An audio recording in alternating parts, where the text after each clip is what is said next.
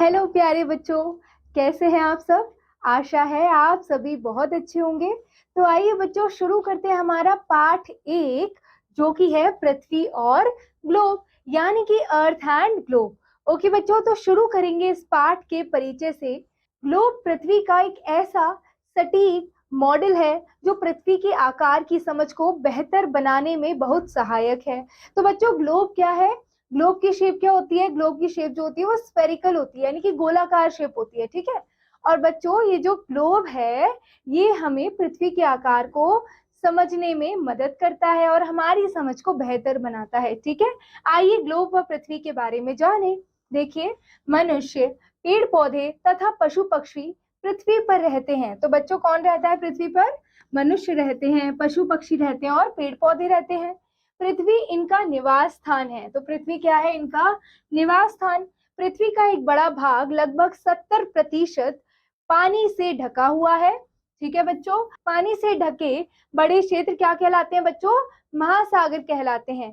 पृथ्वी पर मुख्यतः निम्नलिखित 4 महासागर हैं। कौन कौन से बच्चों? प्रशांत महासागर यानी कि पैसिफिक ओशियन, अटलांटिक महासागर, हिंद महासागर यानी कि इंडियन ओशियन, और उसके बाद आर्कटिक महासागर यानी कि आर्कटिक ओशियन। ठीक है बच्चों। देखिए, पृथ्वी पर कुछ विशाल भूभाग भी है जिन्हें महाद्वीप कहा जाता है। तो बच्चों, जो लैंड एरिया है अर्थ के ऊपर उसे क्या कहा जाता है? महाद्वीप यानी कि कॉन्टिनेंट कहा जाता है। 7 महाद्वीप निम्नलिखित हैं। कौन कौन से बच्चों? सबसे पहले है एशिया, फिर अफ्रीका, ऑस्ट्रेलिया, एंटार्क्टिका, यूरोप, उत्तरी अमेरिका और फिर दक्षिणी अमेरिका। ठीक है बच्चों। हमें ज्ञात है कि एशिया सबसे बड़ा महाद्वीप तथा प्रशांत महासागर सबसे बड़ा महासागर है। ठीक है बच्चों। देखिए, विशाल भूखंडों की सतह प्रत्येक स्थान पर एक जैसी नहीं है। इन पर पहाड़, पठार, मैदान, घाटियां आदि हैं। इसी तरह महासागरों की तली भी उबड़ खाबड़ और पथरीली है। ठीक है। इनमें भी पहाड़, मैदान और खाइयां हैं। तो बच्चों, जो हमारे महाद्वीप है इसका पूरा के पूरा जो स्थान है, यानी कि जो लैंड एरिया है, वो लैंड एरिया सतह नहीं है, यानी कि प्लेन नहीं है। इसके ऊपर पहाड़ भी हैं, पठार भी हैं, मैदान है, घाटियां हैं। ठीक है। और जो बच्चों महासागर की जो तली है वो भी एक सी नहीं है, वो भी उबड़ खाबड़ है और कैसी है? पथरीली है। ठीक है। और महासागर के अंदर भी क्या हो सकते हैं? पहाड़, मैदान और खाइयां हैं। ठीक है। कुछ वर्षों पूर्व मानव चंद्रमा पर उतरा था। उसने वहां से पृथ्वी को देखा था। उसने भी पृथ्वी को सूर्य और चंद्रमा की भांति गेंद के आकार की तरह गोल देखा था। तो बच्चों, हमें यहाँ से पृथ्वी का आकार पता चलता है, जो कि क्या है? गेंद की तरह है। हमें अपनी दृष्टि से तो पृथ्वी की गोल आकृति दिखाई नहीं देती। इसका कारण यह है कि पृथ्वी बहुत बड़ी है। पृथ्वी बहुत बड़ी है, इसीलिए हमें उसकी आकृति अपनी आंखों से दिखाई नहीं देती। उसका बहुत छोटा सा भाग ही हम देख पाते हैं, जो चपटा दिखाई देता है। ठीक है, जो प्लेन दिखाई देता है। इसी कारण हजारों वर्षों तक लोग इसे चपटे समझते थे, यानी कि कैसा समझते थे? प्लेट की तरह समझते थे। ठीक है। उनका विचार था कि इसका एक अंतिम किनारा या सिरा है। लोगों की इस गलत धारणा के कारण ही पुराने समय में नाविक समुद्री तटों से बहुत दूर जाने से डरते थे कि कहीं गिर ना जाएं। ठीक है। उन्हें भय था कि कहीं पृथ्वी के किनारे पहुंचने पर वे पृथ्वी से नीचे ना गिर जाएं। परंतु आज अंतरिक्ष में बहुत ऊंचाई से लिए गए चित्रों से यह स्पष्ट हो गया है कि पृथ्वी की आकृति गोल है। पृथ्वी के गोल होने का अध्ययन करने के लिए हमने ग्लोब बनाया है। तो इसी पृथ्वी का बच्चों अच्छे से अध्ययन करने के लिए क्या बनाया है? ग्लोब बनाया है। ठीक है। ग्लोब पृथ्वी का एक छोटा मॉडल है, यानी कि नमूना है। इसमें पृथ्वी की जलीय व भूमि वाले भागों को अलग अलग रंगों से दिखाया जाता है। ठीक है। तो जो पृथ्वी है ना बच्चों, उसको अलग अलग रंगों से दिखाया जाता है, यानी कि जो ओशियन वाला जो जलीय पार्ट है उसे किससे दिखाया जाता है? नीले रंग से, और जो भूमि वाला पार्ट है उसे भूरे रंग से दिखाया जाता है। अन्य भौगोलिक स्थितियों अथवा स्थानों को भी अलग अलग संकेतों, रेखाओं से प्रदर्शित किया जाता है। ग्लोब हमें पृथ्वी की सही आकृति दिखाता है। हम ग्लोब पर महाद्वीपों और महासागरों का सही रूप एवं आकार देख सकते हैं। इसके 2 अंतः बिंदुओं या किनारों को, यानी कि क्या कहा जाता है? ध्रुव कहा जाता है। ठीक है। एक बिंदु सबसे ऊपर की ओर और दूसरा बिंदु सबसे नीचे की ओर। ठीक है। बिंदु यानी कि बच्चों पोल्स। ठीक है। ऊपर की ओर उत्तरी ध्रुव यानी कि नॉर्थ पोल कहलाता है, और नीचे की ओर नीचे का बिंदु दक्षिणी ध्रुव यानी कि साउथ पोल कहलाता है। हम ग्लोब को सामने रखकर विश्व और अपने देश के बारे में बहुत सी रोचक बातें जान सकते हैं। ग्लोब पर विभिन्न स्थानों को ढूंढने के लिए हम ग्लोब को बड़ी आसानी से घुमा सकते हैं। ठीक है, पृथ्वी को समझने और विशेष स्थानों की स्थिति जानने में ग्लोब हमारी सहायता करता है। ठीक है बच्चों, तो ग्लोब की जो शेप होती है बच्चों कुछ इस तरह होती है।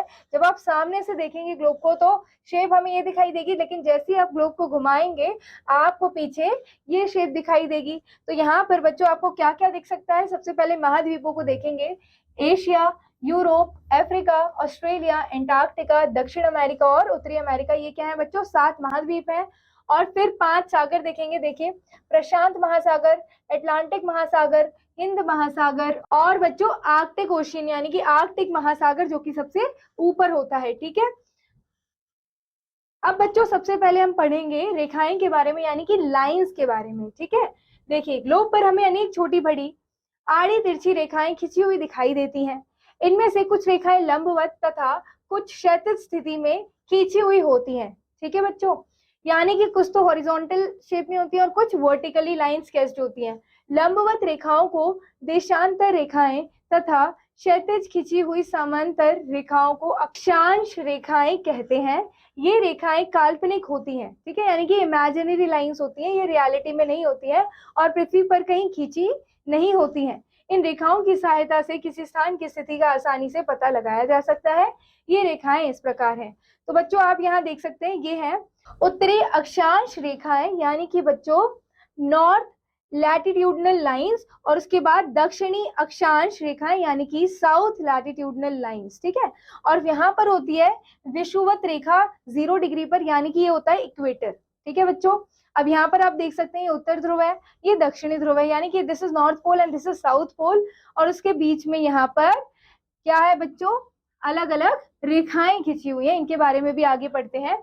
सबसे पहले बच्चों पढ़ेंगे भूमध्य रेखा के बारे में। इस रेखा को विषुवत रेखा भी कहते हैं। भूमध्य रेखा यानी कि इक्वेटर बच्चों, यह रेखा पृथ्वी के बीचों बीच खिंची है। ठीक है, ये पृथ्वी के बीचों बीच होती है तथा पृथ्वी को 2 भागों में विभाजित करती है और ये पृथ्वी को 2 भागों में डिवाइड कर देती है। इसे विषुवत वृत्त भी कहते हैं। इसके उत्तरी भाग को उत्तरी गोलार्ध तथा दक्षिणी भाग को दक्षिणी गोलार्ध कहते हैं। ठीक है, यानी कि बच्चों नॉर्दर्न हेमिस्फेयर और सदर्न हेमिस्फेयर। फिर आता है बच्चों अक्षांश रेखाएं। देखिए ये रेखाएं भूमध्य रेखा के समांतर खिंची होती है, यानी कि ये होती है लैटिट्यूडनल लाइंस। ठीक है, ये एक दूसरे के भी समांतर होती है, इसलिए ये आपस में कहीं नहीं मिलती। ग्लोब पर विषुवत वृत्त सबसे बड़ा वृत्त होता है। ठीक है, किंतु ध्रुवों की ओर बढ़ने पर ये वृत्त छोटे होते चले जाते हैं। ठीक है बच्चों, और जैसे ही आप पोल्स की तरफ जाएंगे वैसे ये जो लाइंस हैं हॉरिजॉन्टल लाइंस है, ये कैसी होती जाएंगी? ये छोटी होती जाएंगी। ठीक है, ध्रुवों पर ये वृत्त बिंदु मात्र रह जाता है, सिर्फ एक डॉट के बराबर रह जाता है। प्रत्येक गोलार्ध 90 डिग्री में बटा है। ठीक है बच्चों, अब देखिए ये जो गोलार्ध है यानी कि यहाँ पर जो हेमिस्फेयर है बच्चों ये 90 डिग्री में बटा हुआ है। ठीक है ना, यानी कि नॉर्दर्न हेमिस्फेयर सदर्न हेमिस्फेयर उसको भी अगर आप फर्दर डिवाइड कर देंगे तो एक हो जाएगा नॉर्थ ईस्ट और दूसरा नॉर्थ वेस्ट, फिर north south east and south west. ठीक है, विषुवत वृत्त को 0 डिग्री माना जाता है। ये इंपॉर्टेंट है, ये याद रखना है कि इक्वेटर 0 डिग्री पर होता है और विषुवत रेखा के उत्तर में अक्षांश वृत्त को उत्तरी अक्षांश वृत्त कहते हैं बच्चों, और दक्षिण के अक्षांश वृत्त को दक्षिणी अक्षांश वृत्त कहते हैं। ठीक है, कुछ अक्षांश रेखाओं को विशेष नाम दिए हैं। देखिए 23.5 डिग्री उत्तरी अक्षांश को कर्क रेखा अथवा कर्क वृत्त कहा जाता है। इसी प्रकार 23.5 डिग्री दक्षिणी अक्षांश को मकर रेखा या मकर वृत्त कहा जाता है। ठीक है बच्चों, 66.5 डिग्री उत्तरी अक्षांश को उत्तरी आर्कटिक वृत्त कहा जाता है और तथा 66.5 डिग्री दक्षिणी अक्षांश को दक्षिणी एंटार्क्टिक वृत्त कहा जाता है। ठीक है बच्चों, अब देखिए यहाँ पर ये लाइंस खींची हुई हैं। अब देखिए देशांतर रेखाओं के बारे में बच्चों पढ़ेंगे। उत्तरी और दक्षिणी ध्रुवों को मिलाने वाली रेखाओं को देशांतर रेखाएं कहते हैं। ठीक है, क्या कहते हैं बच्चों? देशांतर रेखाएं कहते हैं, जो नॉर्थ से साउथ पोल को मिलाते हैं।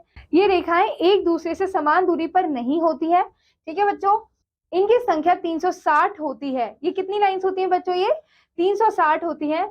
अक्षांशों की गणना करने के लिए भूमध्य रेखा को 0 डिग्री अक्षांश वृत्त का मान लिया गया है, किंतु देशांतर रेखाओं में किस रेखा को 0 डिग्री देशांतर रेखा मान माना जाए यह एक कठिन समस्या थी। ठीक है बच्चों, क्योंकि सभी देशांतर रेखाओं की लंबाई समान होती है। इस समस्या के समाधान के लिए ब्रिटेन में लंदन के पास स्थित ग्रीनविच वेधशाला, ठीक है, से गुजरने वाली रेखा को 0 डिग्री माना गया बच्चों। इसे प्रधान मध्याह्न रेखा कहा जाता है। इसके पूर्व में एक एक अंश के अंतर पर 180 डिग्री तथा पश्चिम में इतनी ही रेखाएं खींची गई हैं। ठीक है, पूर्व की ओर रेखाओं की पूर्वी देशांतर रेखाएं तथा पश्चिम की ओर की रेखाओं को पश्चिमी देशांतर रेखाएं कहते हैं। ठीक है बच्चों, अब स्थानों की अवस्थिति यहाँ पर पढ़ेंगे बच्चों।